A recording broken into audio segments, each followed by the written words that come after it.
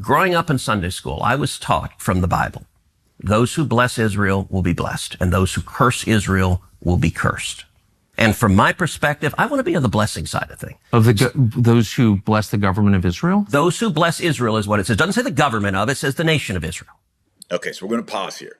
What we're going to see, and Ted Cruz, by the way, I've met Ted Cruz, had dinner with him once, and I asked him about his religion, about his faith, and he made it very clear that he is a Baptist. That's his religious tradition, and because he's Baptist, that explains partly why he is a dispensationalist. A dispensationalist is one who believes, now this is kind of weird. I was just explaining this to a friend this morning. Dispensationalists believe that God had plan A. And plan A was to choose the descendants of Abraham, Isaac, and Jacob, the 12 tribes of Israel, sustain them, have the Messiah, Jesus Christ, born in Israel, and then they would all accept Jesus as the Messiah, and by that it would trigger all the nations coming to Jerusalem and all of them being reconciled to God, and then the end of the world would happen. Unfortunately, according to the dispensationalists, this is not Catholic theology, this is not Eastern Orthodox theology, it's not even historic Protestant theology. According to the dispensation, something went wrong. What went wrong? Well, most of the Jewish people did not accept Jesus as the Messiah in AD 33. They crucified him, they rose again, and even after that, most of the Jewish people, many did, the Blessed Virgin Mary, Peter, Paul, Andrew, Simon, so on, because they did not accept the Messiah, God hit pause, and he started what the dispensationalists call the parenthesis, the grammatical parenthesis. And God went to plan B. And plan B was to extend the gospel and salvation to all the Gentiles.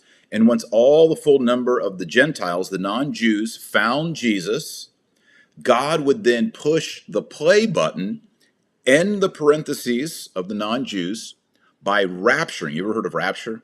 It's not a Catholic idea. It's not an Eastern Orthodox. It's not even historical Protestant. He will rapture. He'll lift up all the believing Gentiles into heaven. He'll push the play button, and then everything will start again for the Jewish people, and they'll accept Jesus. There'll be a tribulation, Antichrist, and then the end of the world will come. So the key thing to understand about dispensationalism is there's a plan A, Jewish, and there's a plan B, non-Jewish. And we're living in that parenthesis, that B plan. And the dispensationalists, like Ted Cruz, as we just saw, they believe that we Gentiles have to bless the nation of Israel because it's an end time sign, and we will soon be raptured out, and then God will start dealing with the Jews and bring them to Jesus. That is not what we believe as Catholics. I wrote a best-selling commentary in the book of Revelation. It's called Antichrist and Apocalypse. You can get it at Amazon.com or get the Audible version. I lay out the historic, what's called covenant theology.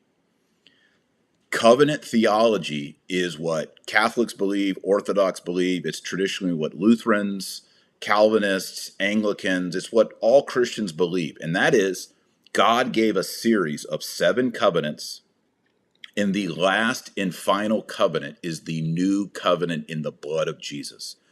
Jesus instituted the new covenant at the Last Supper, which was the first Eucharist. He took bread, broke it, said, "This is my body," transubstantiation.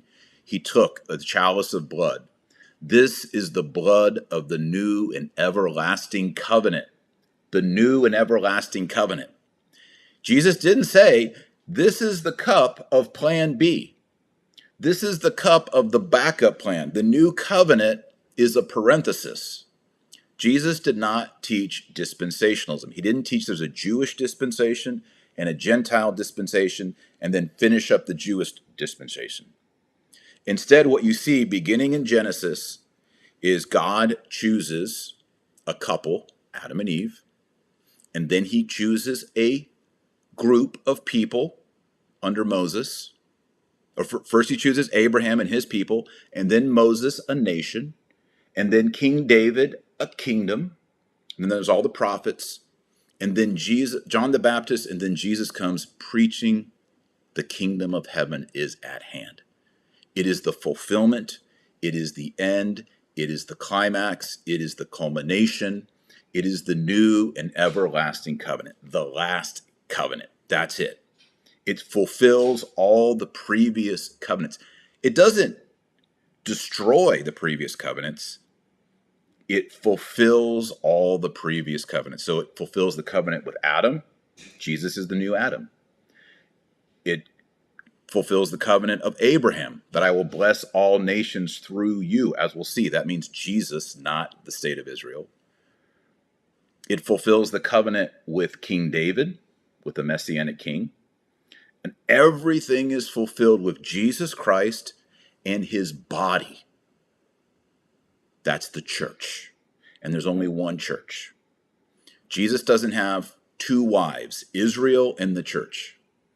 God is not a polygamist. God has one spouse, one bride of Christ, and it is the one holy Catholic and apostolic church.